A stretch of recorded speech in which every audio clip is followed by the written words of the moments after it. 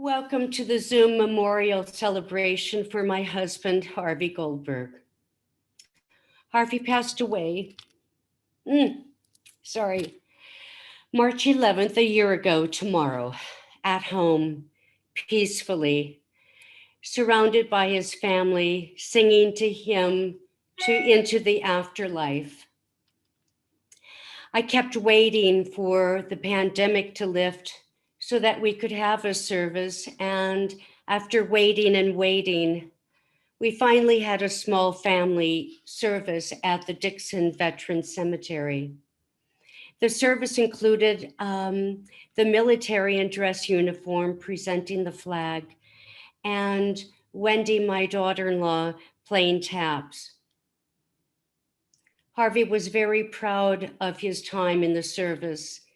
He was in the Army during the Korean War, and he would get very emotional when we passed a cemetery or when he thought of those who sacrificed their lives for this country. I continued to wait for a time when we could all be together, but as you know, we're still in a pandemic, and therefore we come together through the magic of Zoom to celebrate Harvey's life. I thank all of you for graciously participating in this memorial service, especially the family, friends, and colleagues who have agreed to speak. A very special thanks to Karen, my stepdaughter, for organizing this event. She has amazing organizational skills and has technical experience with large Zoom meetings. And she's not afraid of public speaking, as she's had plenty of experience as an attorney. Karen will be our host. Harvey's son, Ken, another Dr. Goldberg, will provide us with a special eulogy. We also have a technical guru, Dirk, who will be our troubleshooter for any technical issues which may arise during the service. Once again, I thank you so much for coming.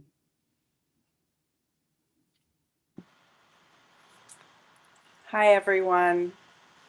I'm Karen, Harvey's daughter, and I'm going to talk a little bit about the program that we have arranged today, and then I'm going to tell you a little bit about my dad's life.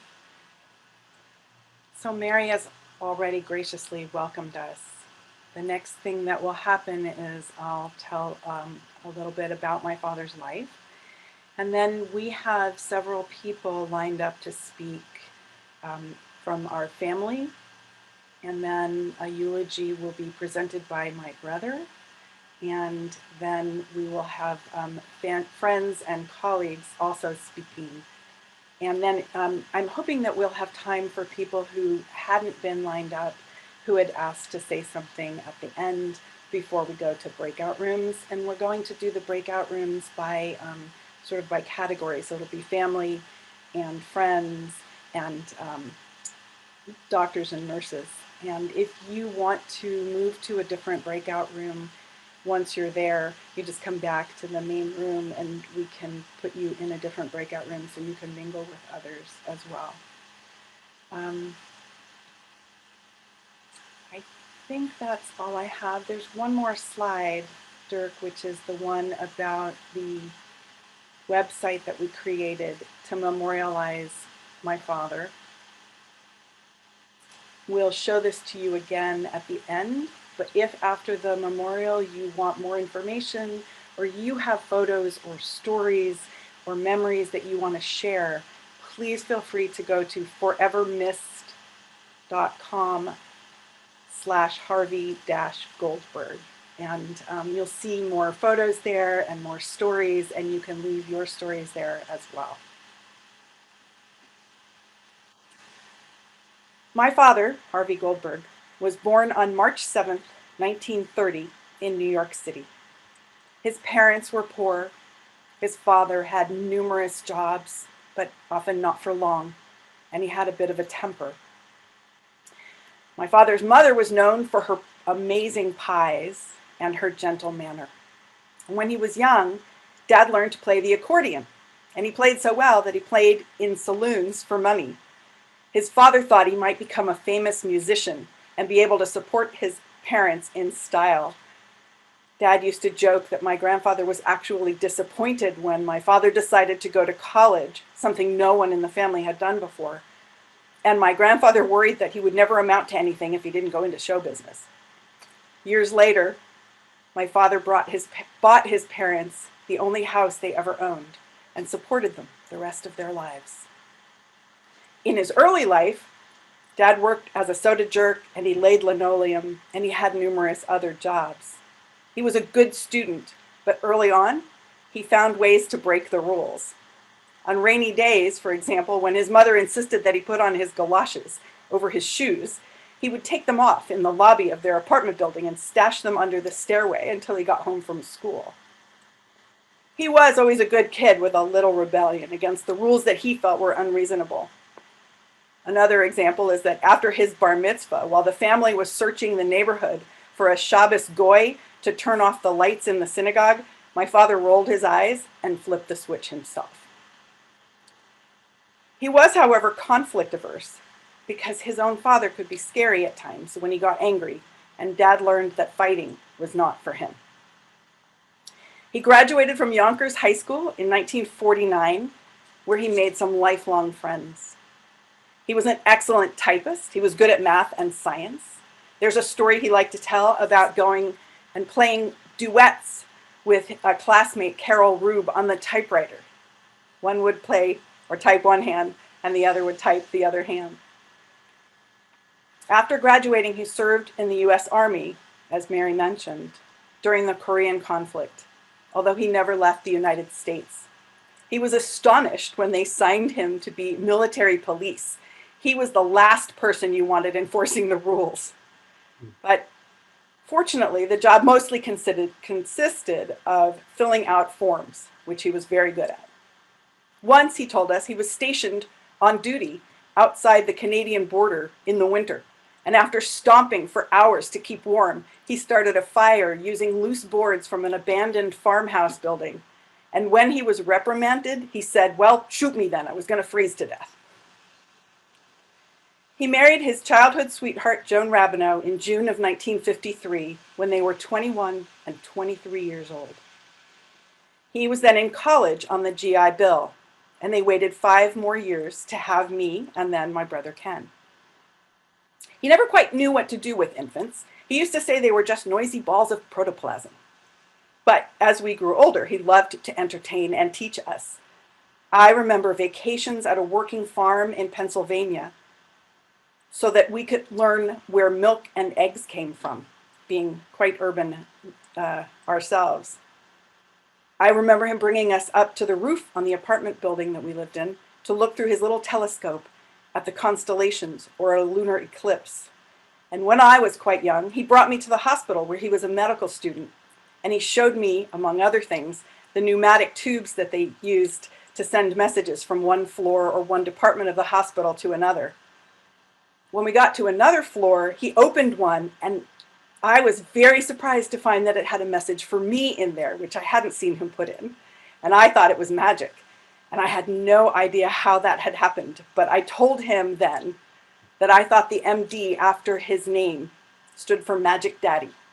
And that is what I called him from then on. And that is also how he signed all of his letters to me for the rest of his life.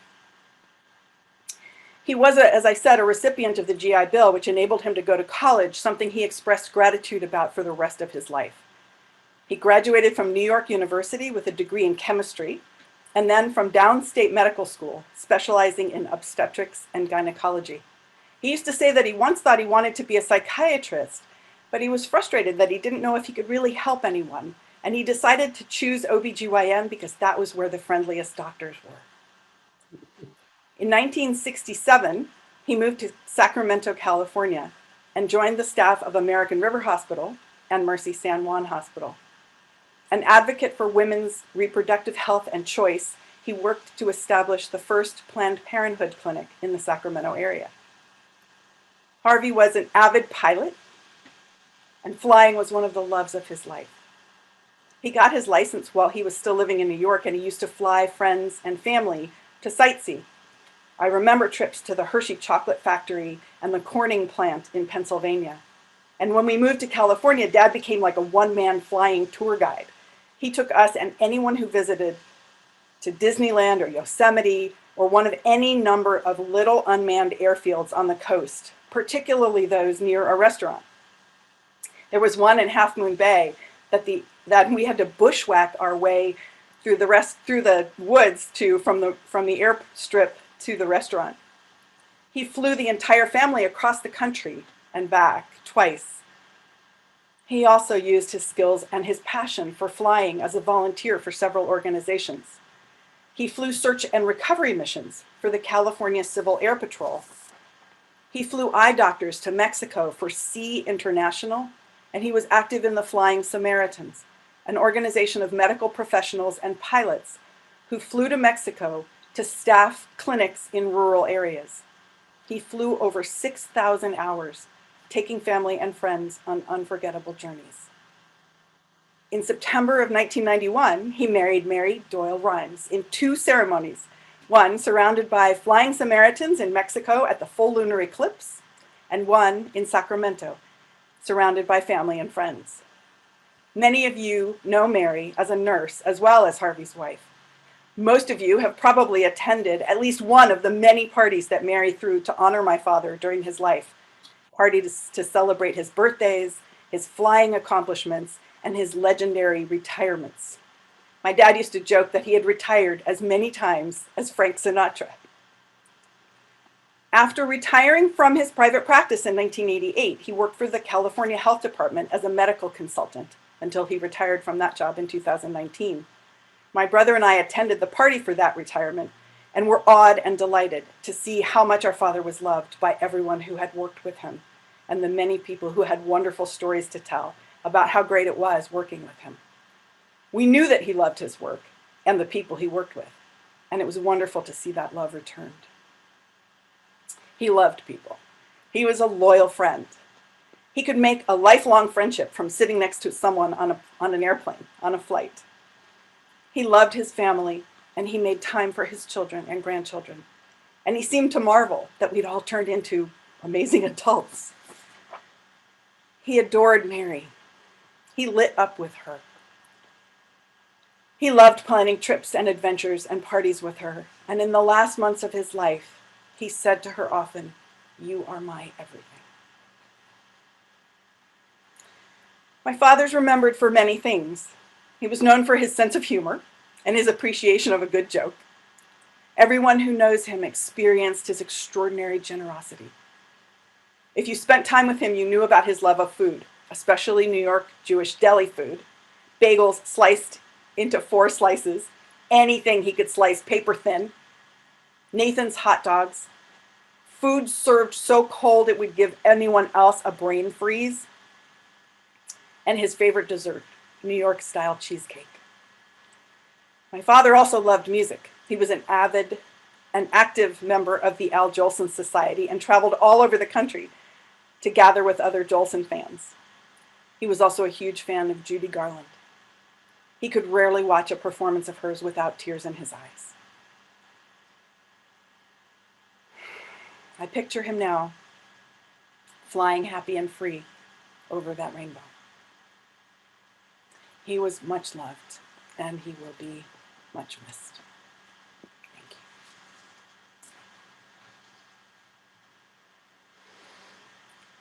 Oh. So the next person who's going to share is my father's sister, Roz, who couldn't be with us in person, but recorded her message to share with all of you.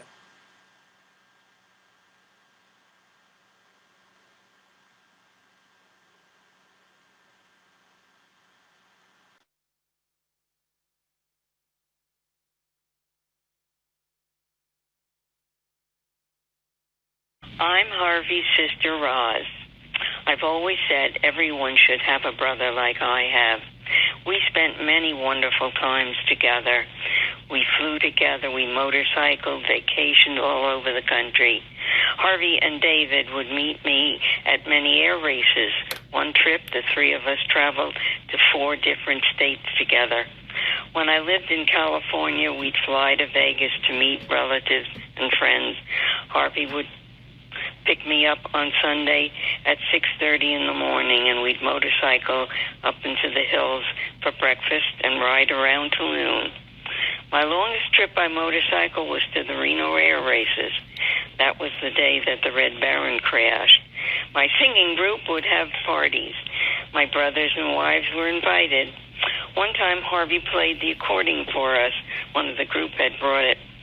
We went to many Al Jolson conventions together, all over the United States. We'd meet at the airport or hotel and have a weekend filled with music and good friends. When I visited in California, we'd stay up talking, watching favorite clips he had taped until 2 a.m. He sent me a note one time saying that Mom would be so happy to know that even though we're 3,000 miles apart, we're still so close. In February, Harvey would come to Florida, and we would celebrate our birthdays and take a trip visiting friends and relatives all over Florida. For my 80th birthday, Harvey, Mike, and I went flying in an open-air double-winged plane. What a thrill. Our last phone conversation to say our goodbyes, he said, "We've had many wonderful memories, and I'll be watching for you coming upstairs." That was my brother Harvey. May he rest in peace.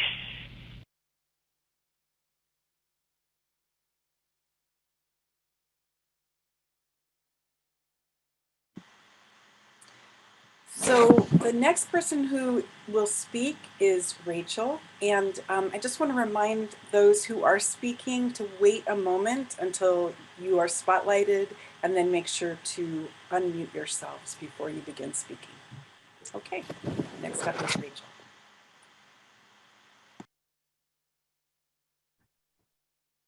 Hello, I'm Rachel, Mary's daughter and Harvey's stepdaughter. My first memory of meeting Harvey was at my 7th birthday party. I was having some friends over and my mom invited Harv, even though it wasn't an adult party. This was our first official meeting outside of the nurses' lounge. I'm sure we must have spent more time together after that, but my second memory of Harvey was him moving in with us, specifically him moving his office desk into my bedroom. I know, though, that the reason this memory sticks out the most is that from that day on, Harvey was always there for me. He loved me and took care of me. He made my lunch. He drove me to school. He took me out in the middle of the night to watch meteor showers. He taught me to drive. He walked me down the aisle at our wedding. To know Harvey was to know how much he loved food, jokes, and travel. I'm sure everyone here today has either shared a meal or have been somewhere amazing with him. And I know for sure that everyone here has heard at least one of his jokes. We knew he loved the jokes because he always started laughing before he hit the punchline. No one knows how he remembered them all. He showed us strength and grace to the end.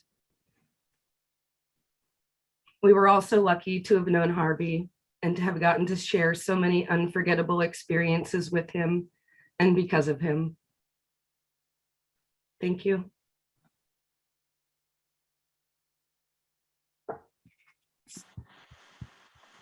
Thank you, Rachel.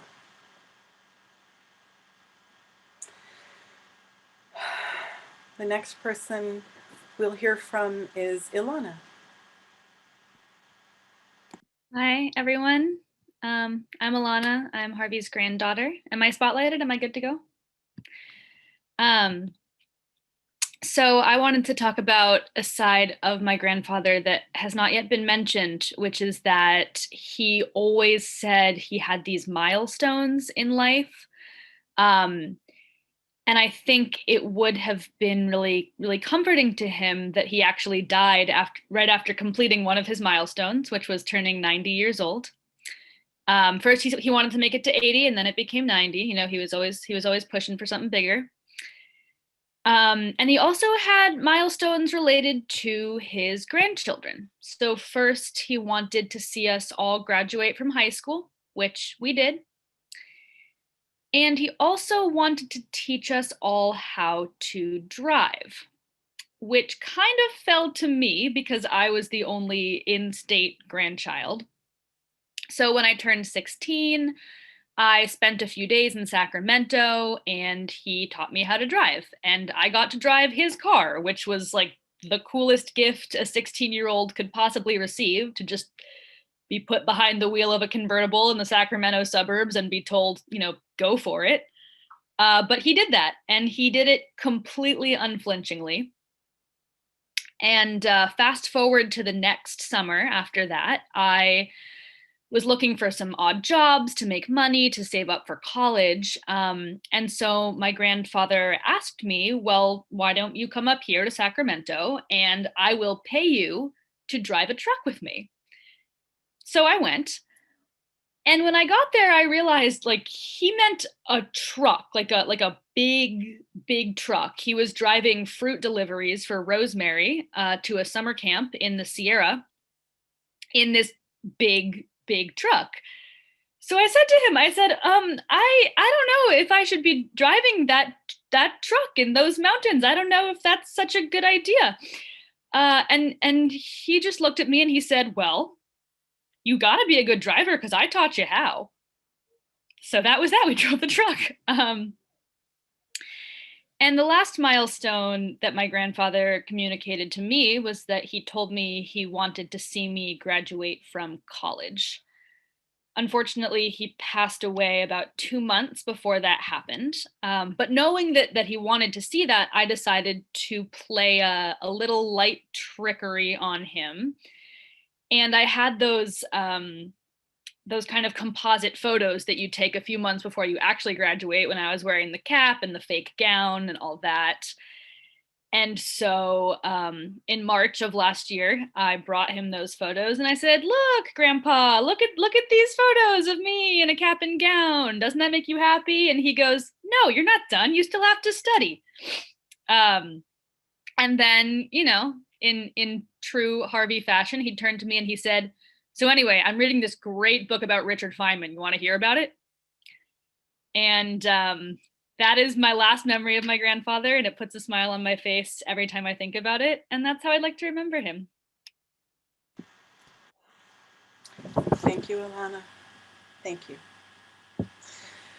Next, we have Ken. He's made it. All right, there you are. Hello. I hope you can hear me. Good. Yes. Okay. So I'm looking a little scruffy. I just got off a river trip 2 hours ago, 2.5 hours ago now, and made it to the first Wi-Fi from Wilderness, Southern Oregon. But I think Harvey would have approved. You know, I really love my dad.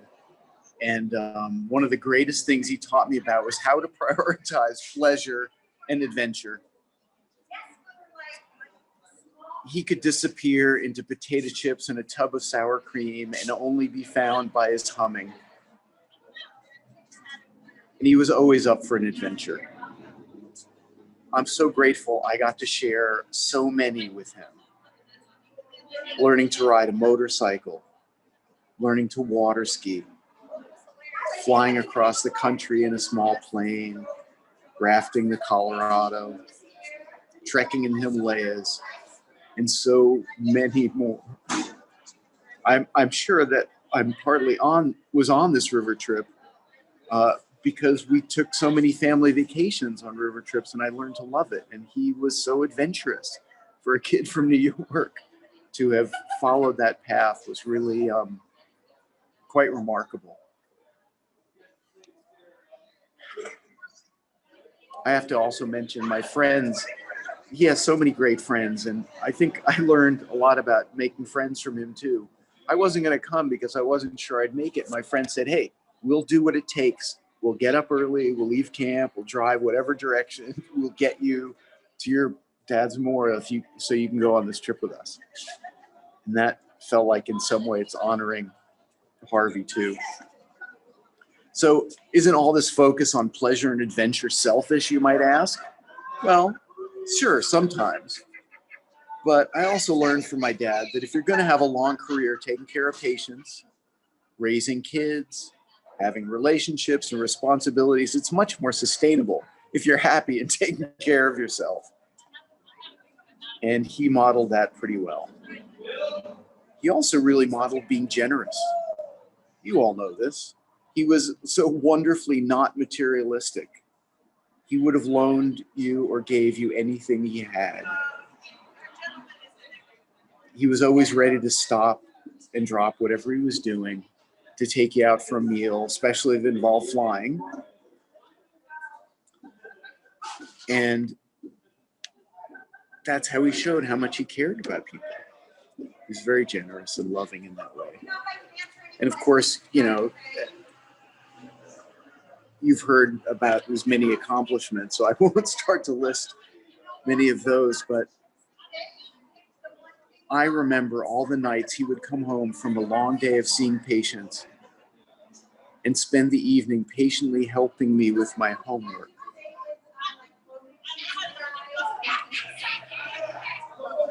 As a parent, now I know what a gift that is.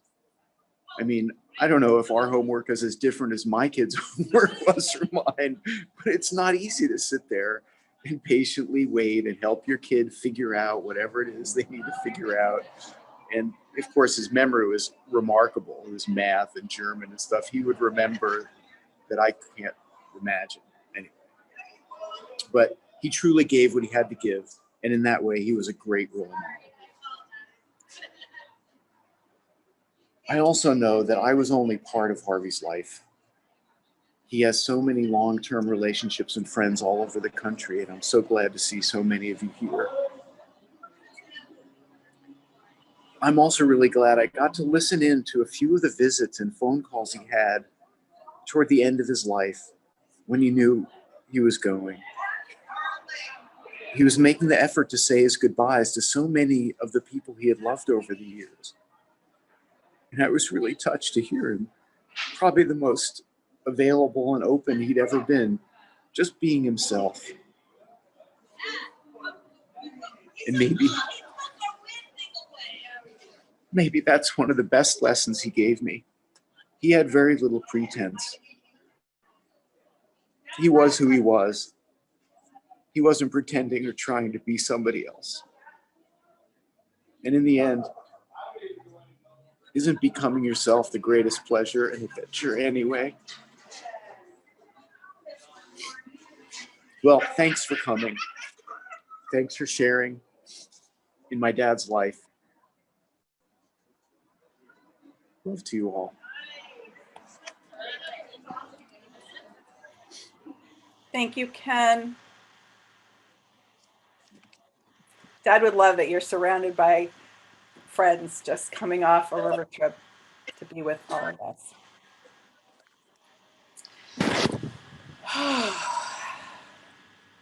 So now we're going to hear from Dr. Polanski.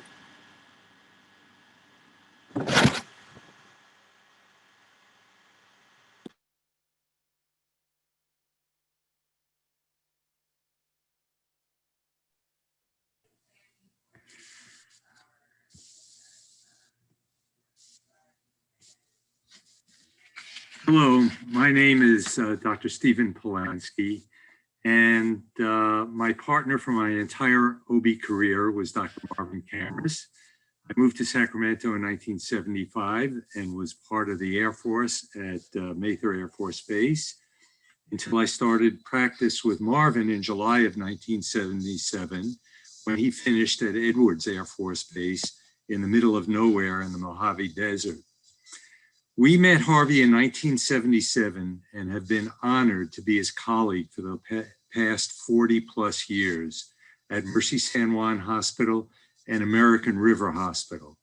I think many of you on this Zoom remember American River Hospital, the little community hospital that could.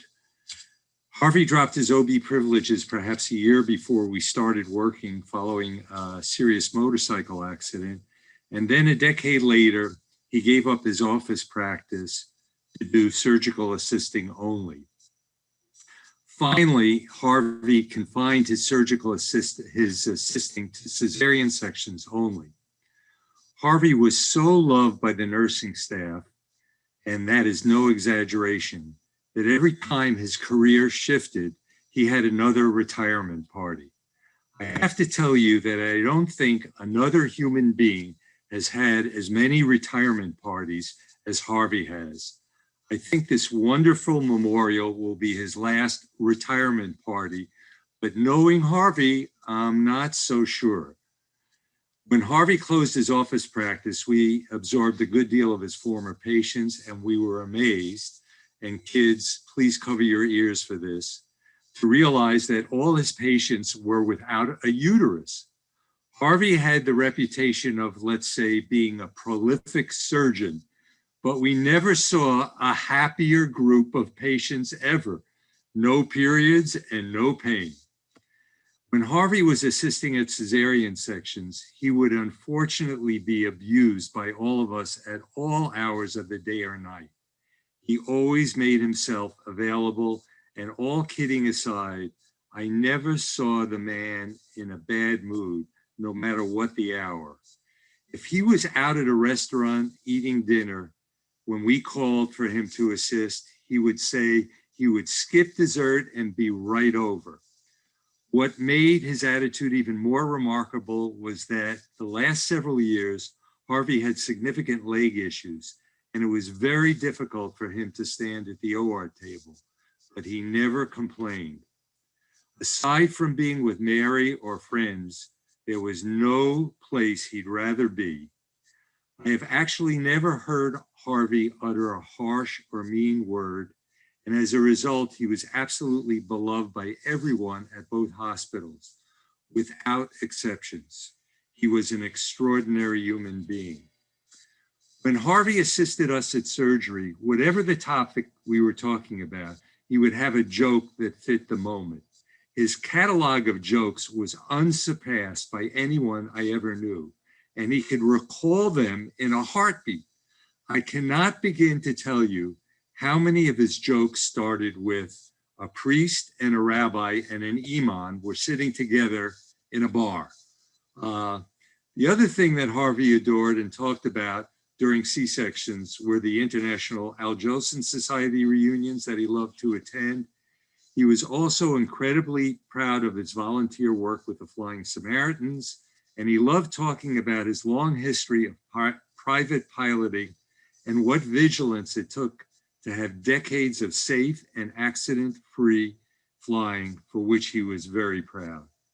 Harvey also worked for the state of California during doing medical request reviews. Toward the end of his career, he was the one who set the rules of his work schedule for the state of California. If they wanted him to work badly enough, which surely they did, he was only going to work 2 days a week from 10 o'clock to 2 o'clock, so he wouldn't have to deal with rush hour. He would have his own car space in the garage so that he could take the elevator up to his office. And most important to him and non-negotiable, he refused to wear a tie to work. They agreed to all his demands without hesitation. Harvey, I will miss your incredible love of life, your love of work, and your love of people, and the positive, infectious attitude you always carried with you.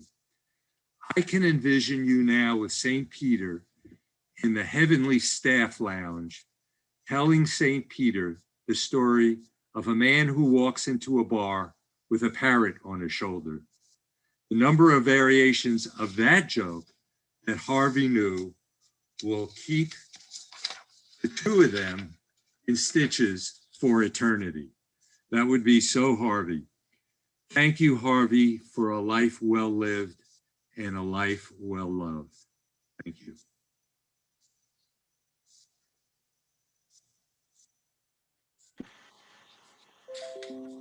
There we go.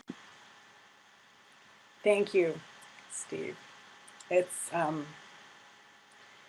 is very meaningful to hear the stories of so many people who knew my father so well and knew different aspects of him than we knew as a family, but then there are so many overlaps as well. The next person we're going to hear from is Dr. Bill Taylor.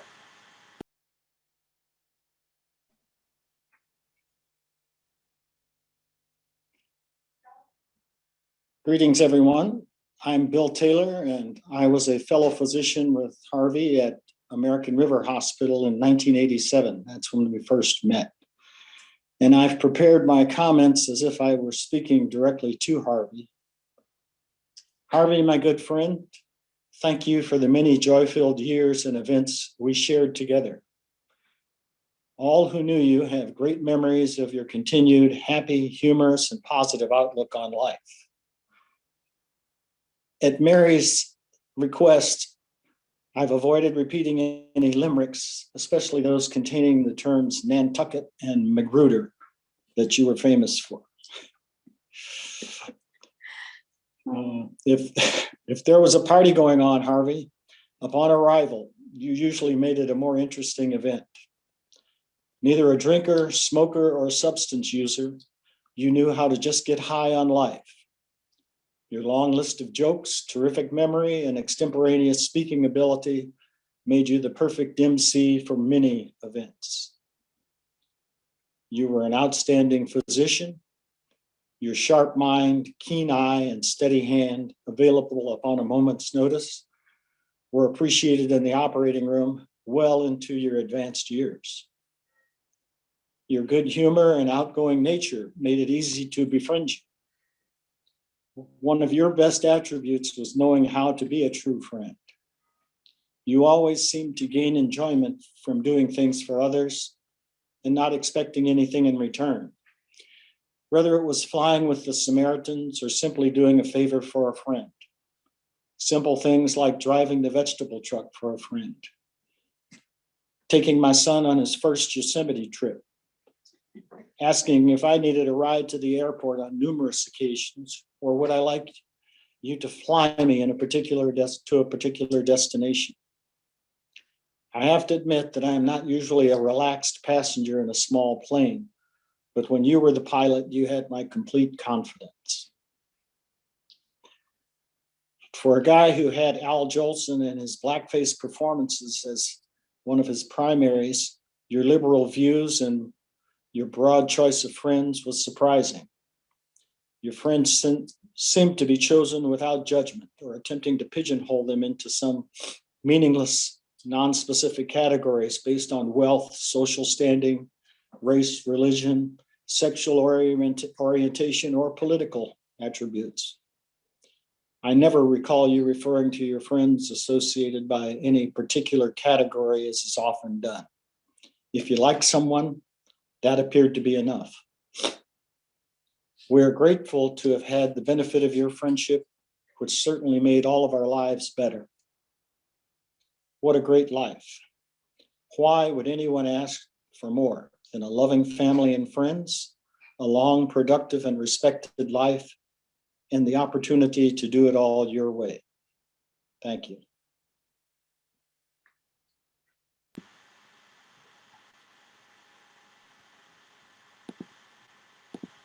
Thank you, Bill. Yeah, thank you.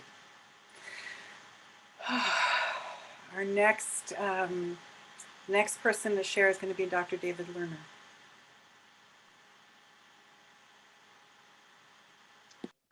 Hi, everyone. I'm Dr. David Lerner, and the greatest thing that I can probably say today is that Harvey was my friend. I met Harvey in 1983 when I came to California to join Dr. Stephen Polanski and Dr. Marvin Cameras in practice. I was introduced to him, and he immediately became my friend. He marveled at the fact that I was a practicing Jew because he told me many times that he wasn't, but he was very Jewish inside. And I'll get to that in a minute. Harvey had the most amazing ability at the cesarean section table, as Dr. Stephen Polanski said, to turn any word into a joke. It triggered a memory that was truly amazing. But one thing I always wondered was, what was Harvey humming? Harvey hummed all the time.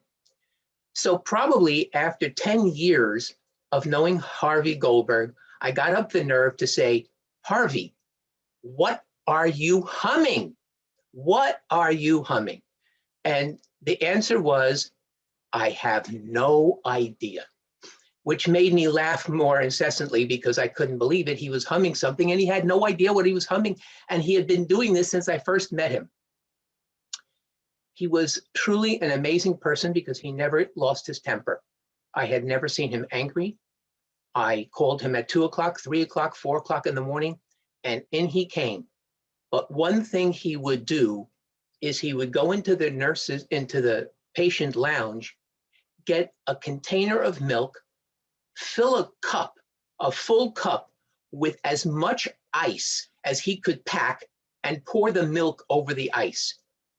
It made no difference that the milk came right out of the refrigerator and was cold anyway. He had to have it colder. Ken, you can shake your head because you know I'm telling the truth here. He loved things that were ice cold. He ran very hot, and if the OR was in the least bit warm, he couldn't stand it. And after a while, he gave up assisting on cesarean sections for premature infants because the room had to be made warm. So he couldn't take that. As everyone, you get to love Harvey more and more the longer you knew him. When Bill Taylor came to town and he called me telling me that Harvey wasn't doing well on one of his hospitalizations, I really became very agitated and worried, and I called Mary, asking Mary if I could administer a ceremony by the name of vidui, which is what we say for people who are on their deathbed. She said yes, and I came to Harvey with a yarmulke for myself and a yarmulke for him. And I asked him if he would mind if I did that. Harvey wasn't a religious man, but he immediately said yes.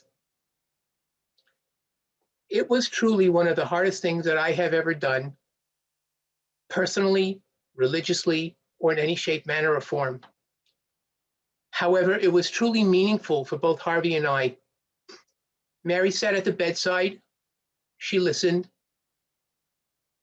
It was really a moment. When he went home from that hospitalization, I knew that that was going to be the last of his hospitalizations. But I was truly honored when Mary called me and said that Harvey wants you to come to the house to speak to you. And I went to the house and I sat there and we spent time together, quality time. Harvey told me a joke. I used to try to stump him by telling him a joke they had never heard. I think I might have done it once. But we spent quality time. And as I was getting ready to leave, he said to me, as he always said when he left, "I'll see you around." I see Harvey many times in front of my eyes. He was one of my best friends. He meant a lot as a colleague, and I miss him every day. Thank you.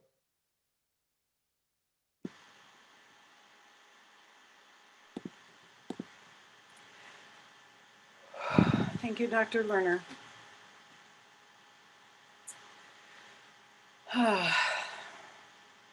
I wish that we could all be in person together to hug and commiserate and sort of feel the energy and love of appreciating and remembering my father. But I am so grateful to all of you for being here with us, with each other, and sharing your stories.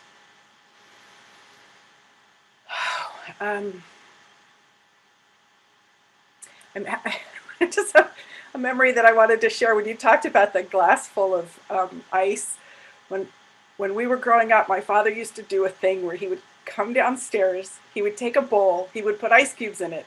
He'd put the ice cubes and the bowl in the freezer, and then he would, well, actually would pour milk over it first, right? He'd had a bowl of milk and ice that he then put in the freezer. Then he'd go up and shower and shave and get ready for his day and come back down to the kitchen, take that bowl of ice and milk and pour his cereal. He was, what did you used to say, Mary? A bit of a food diva. He had his particular ways of doing things. The next person we will hear from is Arlene Lassiter.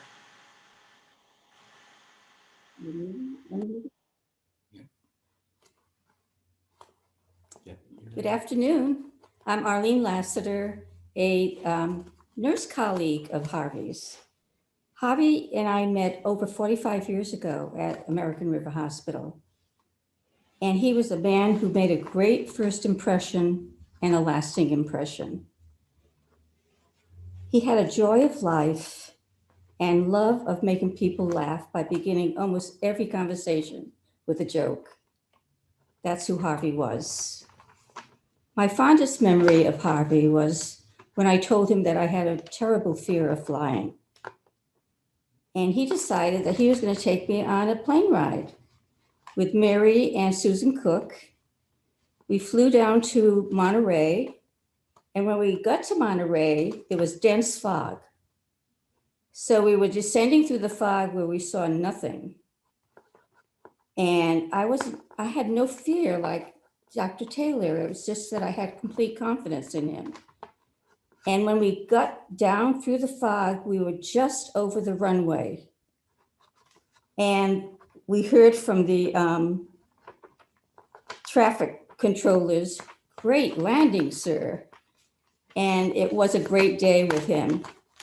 But because of that generosity of his, I was able to spend all of my retirement traveling all over Europe, South America, Africa, and I really owe him a great thank you for that.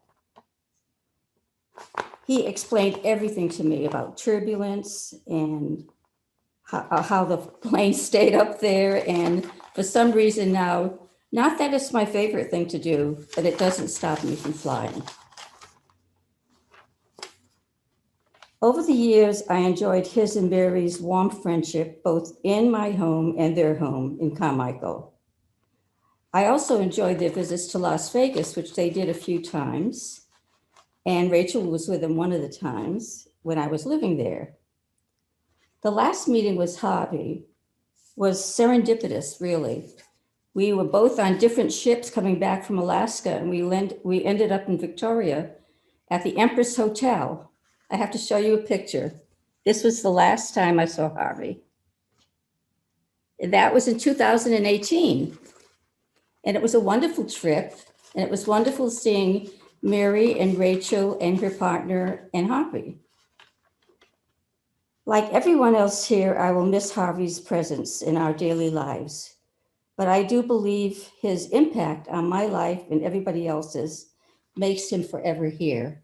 And I'd like to quote our great friend Shalora Mangan when she wished him a happy birthday, that wherever you are cruising this cosmos, Harvey, we miss you.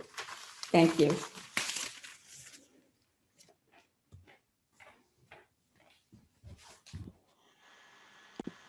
Thank you, Arlene. Our next speaker is Cecilia Kirkpatrick.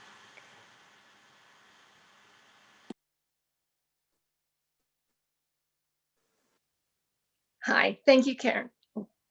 Sorry. Hi, thank you, Karen.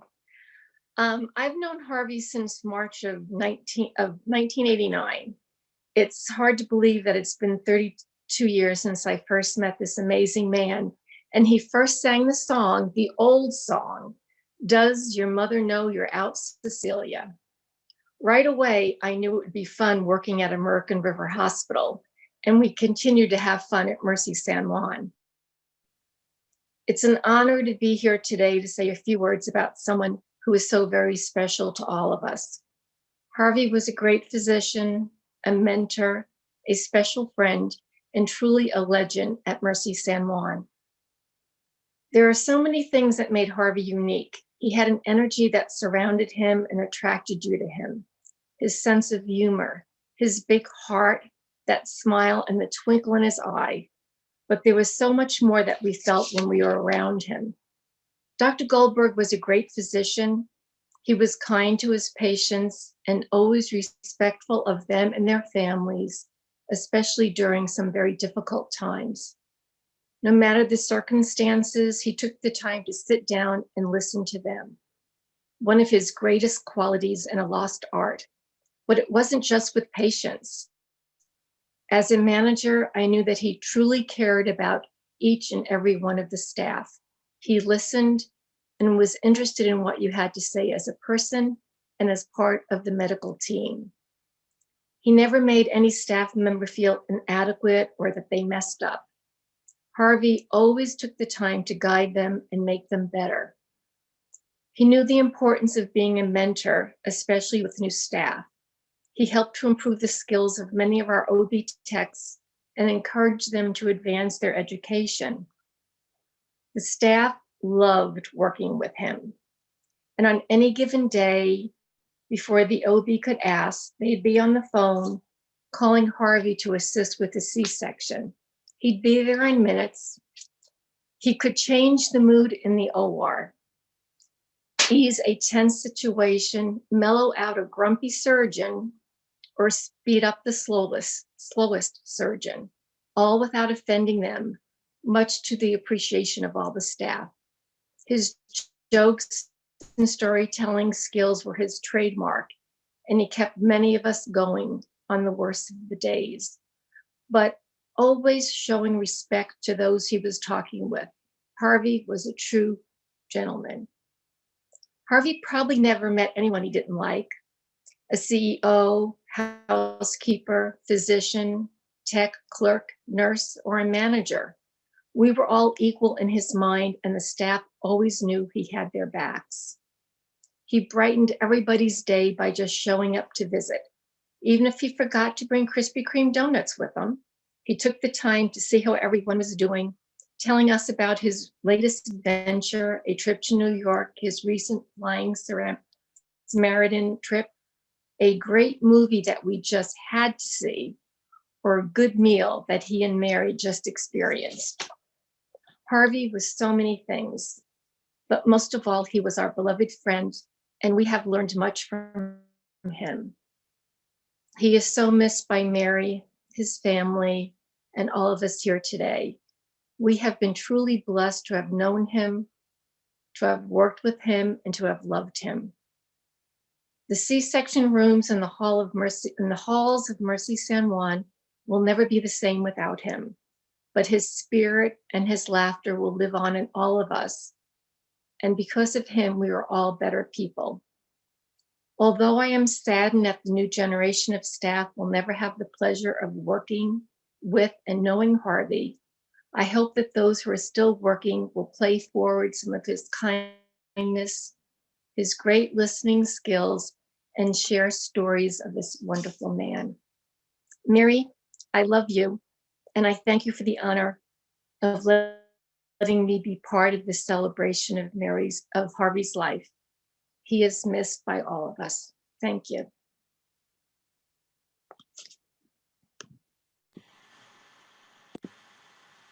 Thank you, Cecilia. I think I can speak for all of us and say it's very moving to hear each of you share your experience of Harvey. The next person is Gail Maduri.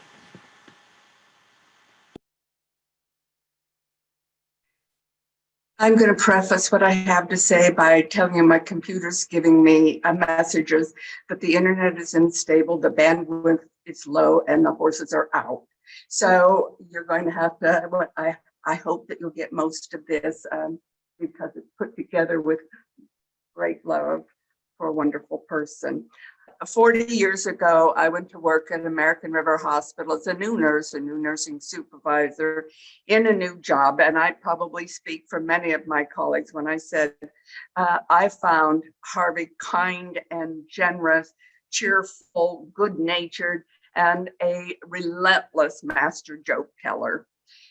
I also learned or also felt and came to know that not all C-sections, not all surgical cases had the outcomes that we wanted. Some just weren't good outcomes. But I always thought that they went as well as they could have gone if Goldberg was there. Over the time that I have known him, I found him dependable, skilled, entertaining. We all liked it when we saw it was Harvey coming in to assist at a C-section. I went with him on several of the Flying Samaritan, and I found him generous with his energy, with his time. And I also found that he had a true love of life and felt that life was there to be enjoyed and you better get on with it. Lots of work, lots of going on, but this is what life was. Like many of you, I have a personal memory of Harvey.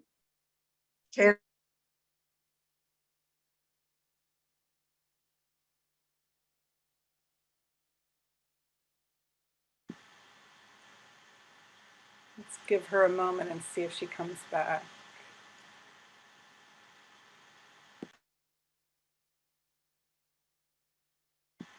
Okay, well, that is sad, and I think what we'll do now is we will go ahead and have Brian share. And sorry about that, Brian. Oh, no, that happens quite Probably often. happens to you a lot. Okay, your turn. Thank you guys. Hopefully my connection's better, even though I have AT&T, it's not the best, but Mary, Karen, thank you guys so much for letting me speak today. My mom would love to be part of this. She unfortunately, their trip to Mexico, her annual trip to Mexico. We may have to hear from them later. Hey, I'm back if anybody's. Great. Let's see if we can hear from you, Brian, the rest of what you were saying. Hey, I once again, AT&T, and I'm actually in the city of Folsom, but I'll try to be quick. But I'm going back to just the memories of Aunt Lily. That would be your grandma, living next door to her, and I was blessed. I didn't have my grandparents near me, and so really your grandparents became my grandparents. And I just remember every day when I came home from school, a lot of times my mom was working, my dad was working, and your grandma, Aunt Lily, would be always looking out the window, waving at me. And so what I did is I went and dropped off my school bag and I would run next door, because guess what? She always had matzo ball soup for me, or she always had good ice cream. And, of course, I would sit down with your grandpa, Pop, and he would be telling me jokes like your dad told great jokes. And then, of course, then he'd want to come over and hang out. But my memories as a kid for the first, 7, 8 years of living next to your grandparents were amazing years. And your father got a lot of his, I want to say, generosity, his sincereness from your grandma was amazing. And a truly special person that was part of my life and my brothers and sisters' life. But with my mom not having any relatives close by, I think, your aunt Roz and your dad and your uncle Dave, they were around, and especially your dad. As a kid until today, I mean, I don't know anything but having Harvey around. Whenever I had any issues, any health concerns, or even just going through things, I could call Harv, and guess what? He was always going to make it better. I know my sisters and brothers did the same. I know that many people have flown with Harvey, but when I flew my first flight, several flights were with Harvey, and I always felt so comfortable. Later on in life, I got on a plane with a buddy of mine, and I said, "Oh my gosh, I wish Harvey was behind the the flight controls, because he always made it so, I want to say, easy to be in a situation of stress when he was around. I remember the Christmases where he would come over on Christmas Eve and play the accordion and sing. And he was a great musician, a great musician. A lot of people didn't realize that, and I know, remember, I think at his 80th birthday was the last time I think I heard him play the accordion, but he was amazing. And Karen, your mom, I remember going to your guys' house as kids, and just great family memories. And I still remember my first drive in a convertible was Harv's orange bug, the rabbit. And, I thought, oh my gosh, it was so great, and then he had that gold wing motorcycle. And I remember coming over, and I was terrified of motorcycles, but I still remember getting the call, or my mom did, when he had that bad accident. But immediately after, I'm like, you can't ever drive that motorcycle again, but he was always so free spirited. Definitely, when Mary came in to his life, it was just they were meant to be together. And I'll tell you, the holiday Christmases and Easters, when they would come over, the party was always kind of a lull when they got in the room. And even though Harvey didn't drink, I know he wanted a cold soda, and I had the cold soda, and I'd pour Mary a glass of wine. And the stories, the party always got better when Harvey got in the room. That's for sure. He just supported, my parents emotionally. My mom leaned on him for advice her whole life, and just couldn't have asked for a better person, a better family than you guys to be, I guess, adopt us in. I want to say we were somewhat orphans because my mom was an immigrant and we didn't have family. So we were blessed to have all you guys be part of our life. And I just want to leave with, Harvey, just, he was such a true, genuine person. And you can't duplicate that. And, when you really reflect on, what makes life so important, and it's friends and family. And I cherish, the memories of your, Aunt Lily and Pop to you guys and Mary. That's going to carry on that legacy, because you guys are going to continue to do that. Rachel, being, part of the new family as well. And, Harvey, just embracing her and Mary, and it was just magical to be part of such a great family and such a wonderful friend. So if I had a drink, I would cheers to him, soda to him. But the Christmas and the memories and all the holidays, they might not be present, but we will never lose those. And like I said, cheers to Harvey, and what a great man.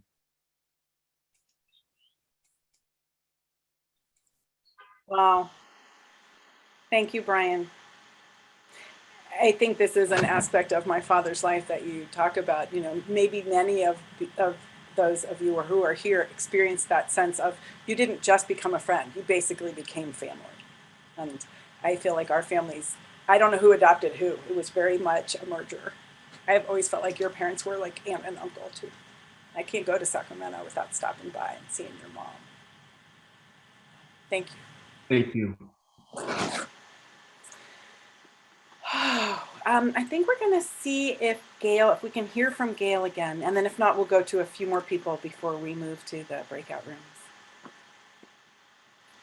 Gail, you want to see if we can hear you?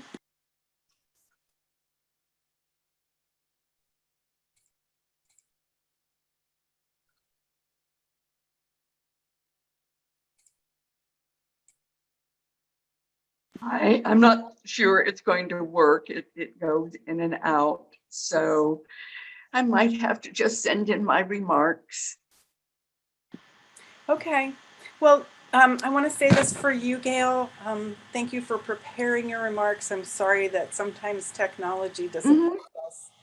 But if it's not possible for you to say everything you want to say, please feel free to send it to us or post it on the website so everyone can hear. Or I'd be happy to. That's lovely. I'd be happy to. Thank you. Yeah, thank you. Okay, we're going to take time for a few more. The first name I have on my list is Dr. Ethel Linney.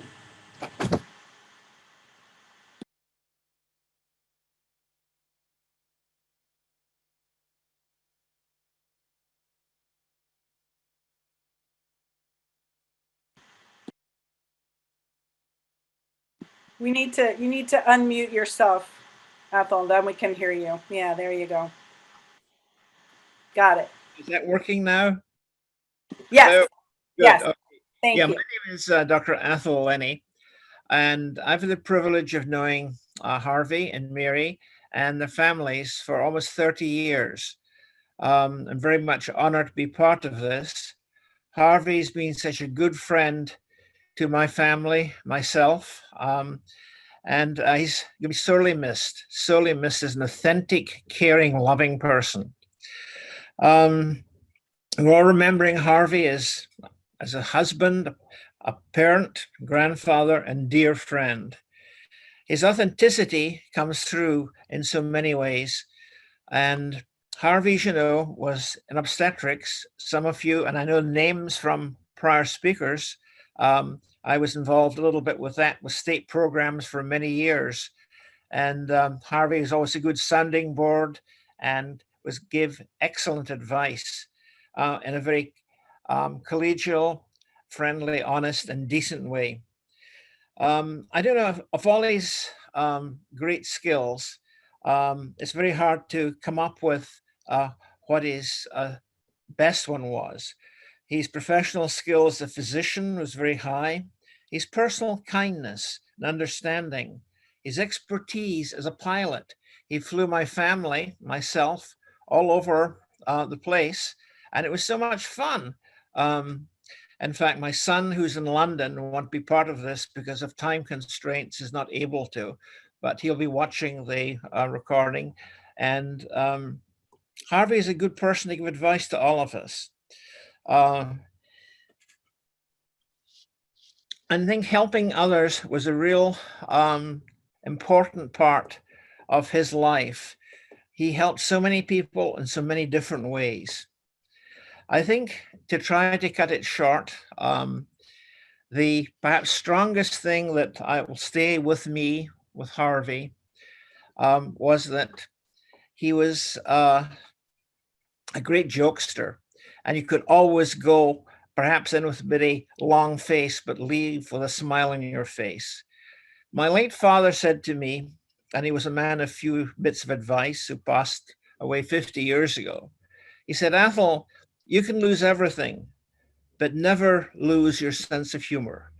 And I think that was one of Harvey's guiding principles in life. Although he didn't express it in those words, he expressed it in his daily living. His huge store of funny tales, his jokes, brought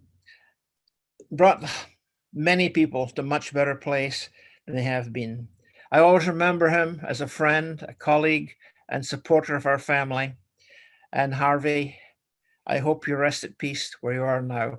We will miss you, all of us, very much and for a long time. Bye-bye. Thank you, Ethel. Oh, the next person I have is Dr. Cal Lump.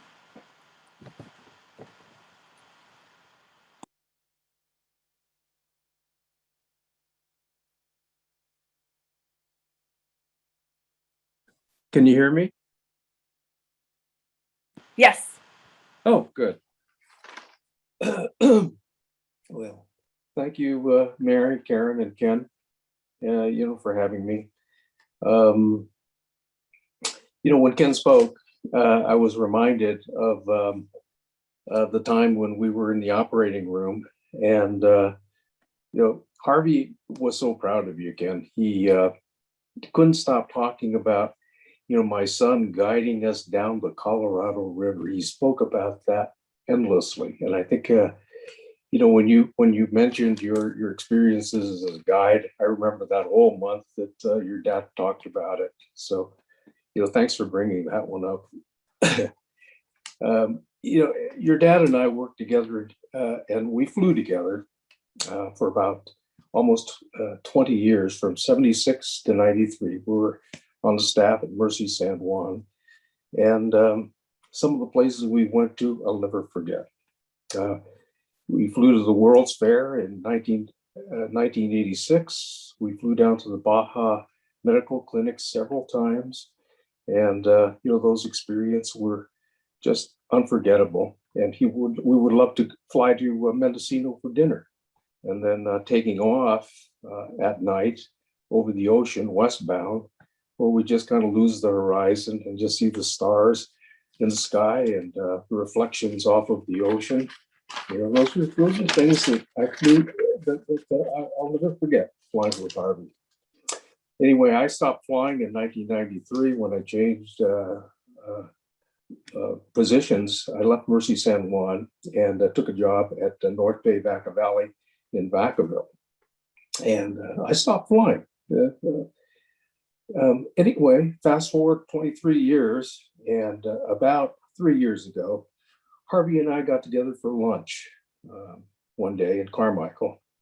And we chatted about the old days and the old friends we had at Mercy San Juan. And too many of them had passed away, including Joe Angelo and Emmett Gonzalez. And then the conversation went to flying. And I realized how deeply saddened he was, because apparently he had lost his FAA physical and couldn't fly anymore. And I could tell that it really affected him hard. And just having lost that freedom to fly. So I had no idea, of course, that that would be the last conversation that I would have with Harvey, and that I would never see him again. So from that moment on, that conversation with him, I began to realize that how precious that gift of health was, and that maybe I was wasting the God-given health that I was given, and that Harvey's voice kept playing over and over in my head to get current with my own FAA physical. And you could probably hear Harvey's voice saying, "After all, Cal, what's the worst that can happen? If you fail, you can't fly anymore. But then again, you're not flying now." So that was typical Harvey logic. So grabbing the reins of his logic, I did. I took my physical and I passed. And I was able to get checked out and buy another plane. And my first goal was to take Harvey for a ride. Then, unfortunately, in January of this year, I got a Christmas card from Mary that Harvey had died. And I want to share something with you because I haven't really gotten over it. I don't think I ever will. I lost a great friend. But it's someone who had written a long time ago that at the end of the day, the things that are important aren't the things that we did, but the things that we didn't do. And I would add, the things that we never said. We had the opportunity to say, but we never did say. We had the opportunity to do, but we never did. So I never told Harvey how much he meant to me, because I always assumed that there would be another day, not tomorrow. So Mary, Karen, I want you to know that thank you for hosting this, and I want you to know that I lost a true friend in Harvey. In closing, I'd like to say that the Nut Tree Airport in Vacaville, it sits between Vacaville and Dixon. So I regularly fly over the I-80 to Dixon and Davis and Woodland. And last night I spoke with Mary, and she told me that Harvey's remains are resting at the Veterans Cemetery of the Sacramento Valley, just outside Dixon. I fly over the cemetery all the time. Now, it'll always have a special meaning, and it'll be a special place for me, because I know that's where Harvey is. I'll be flying a little bit lower and a little slower over the cemetery now, and I'll give him a chance to come along. So anybody else can climb aboard too. Any of you who knew Harvey. And by the way, don't worry about falling out of the sky, because as Harvey would say, and you could probably hear him now, it's not the fall that kills you, it's the ground. So with that, I think I'll close and hand it over back to the host.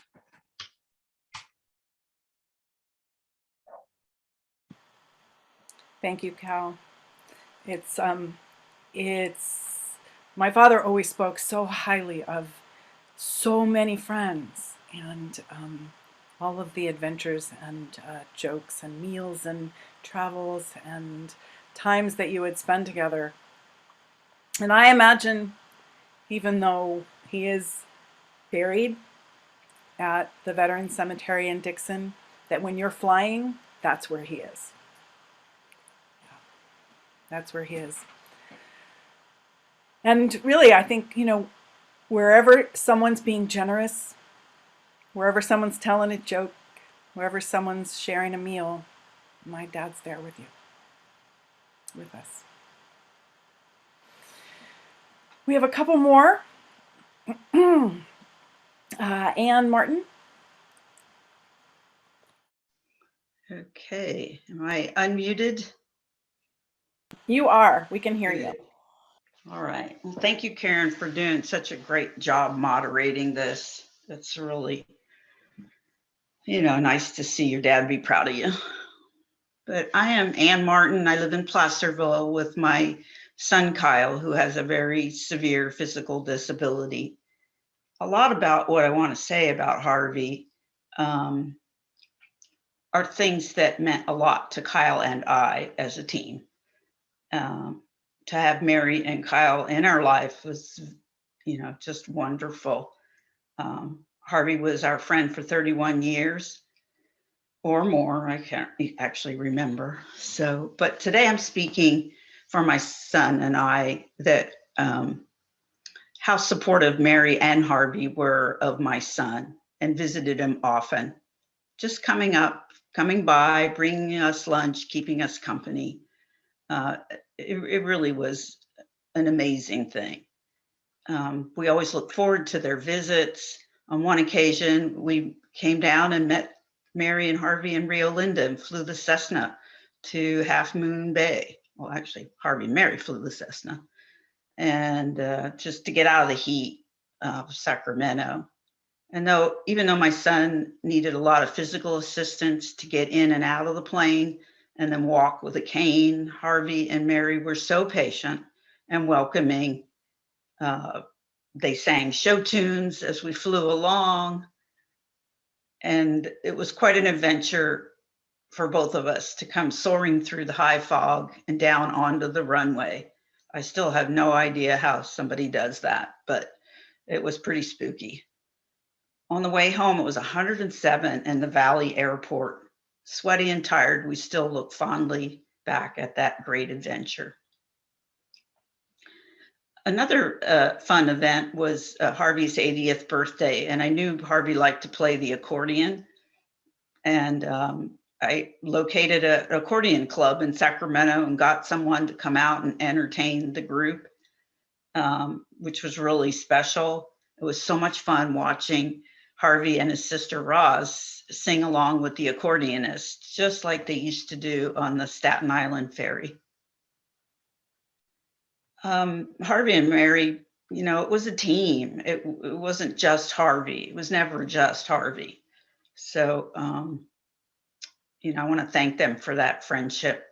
They would take me, they'd come and get me just by myself, fly to Placerville. I live down the street, get on the plane, go to, wherever, to Tahoe. One time after Harvey's, I think his first stint, he said, well, let's go up and get up some altitude so I can test out my stint. And I'm like, oh, shoot. Well, Mary wasn't with us, and we don't, my friend and I were like, okay, this is interesting. So we did. We flew up over the Desolation Valley next to Tahoe, over my favorite fishing and camping lakes. And it was always something very memorable.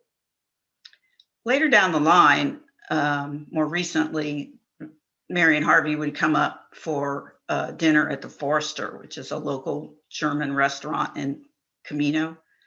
I couldn't believe they drove all the way from Carmichael to there for dinner, but they did. And the first Sunday of each month, they make sauerbraten with homemade sauerkraut and spätzle, and Harvey just was in culinary heaven there. We mingled with the locals, and I always reminded Mary that plaid is the dress code where I live, so be sure and dress casual. Although I never did see Harvey ever wear plaid, but I warned them. So now Harvey's last month on Earth, he had a list of who he wanted to see and make contact with. And I was extremely impressed and touched by finding out that Kyle, my son, was on his list. And my son said, yeah, I want to do that. I want to go see him. And so we showed up with our van and our wheelchair ramp and the whole, 9 yards of stuff he has. But the conversation between Kyle and Harvey was so honest and open about end of life issues that Mary and I just stood there with our jaws dropping. It was just a conversation to be envied, and nothing I could ever duplicate. So it's hard to remember Harvey without Mary. They were such a team. They were both so generous and so much fun. And Kyle and I will miss him, but forever his spirit, definitely, like everyone has said, will influence our lives. And, I remember Harvey telling me one time, a friend of mine and myself, that he told me, he said he never thought it was possible to have a lover, a friend, and a co-pilot all in one person. And that, he has said before that Mary was his everything. She was all of this and more to him and my family. So I appreciate having a chance to speak and honor his memory. So thank you.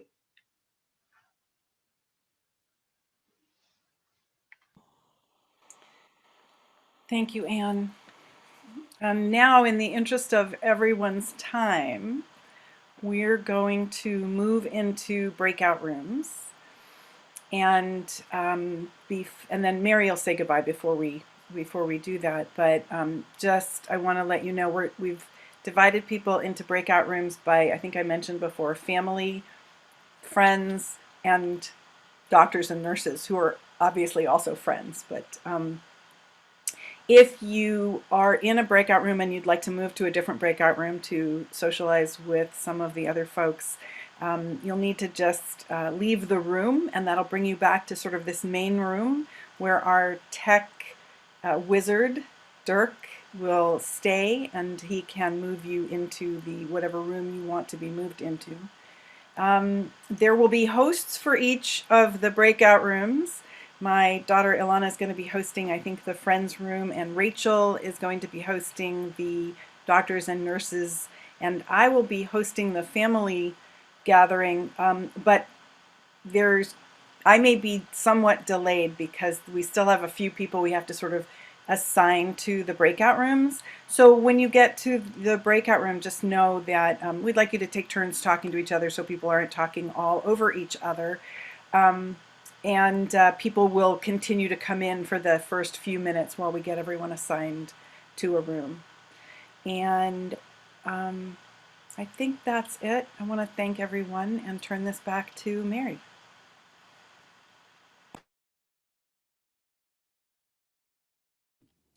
Hi. I'm sorry it went a little longer than we expected, but it's been so beautiful. I want to thank you all for coming together to memorialize and remember and celebrate Harvey. I'm really overwhelmed with all the sweet memories shared today, so thank you. It was an amazing adventure to navigate with Harvey. This is very short. We'll be out of here. Navigating with Harvey, either in the airplane with friends or family, or exploring some other wonder. He planned his course really well through his long and accomplished life. It's hard to navigate without him. He was my compass, my safety net, my anchor. He taught me to fly, and now I'm grounded. But I know he wants me to get rolling down that runway again. I have wonderful memories of Harvey, and I feel blessed to have been married to him, as I found him to be an extraordinary man. David, I know you won't believe this, but I miss his humming. It drove me crazy, but I miss his humming. I miss his great sense of humor and his incredible memory. Before he passed, I asked him if it was possible to have a brain transplant because I wanted his. But now it's time to say farewell. However, I can't really say goodbye to Harvey, as he'll always be with me in my heart. And so instead of saying happy landings, Harvey, keep flying into the hearts and memories of all of those you have loved. Thank you. Thank you.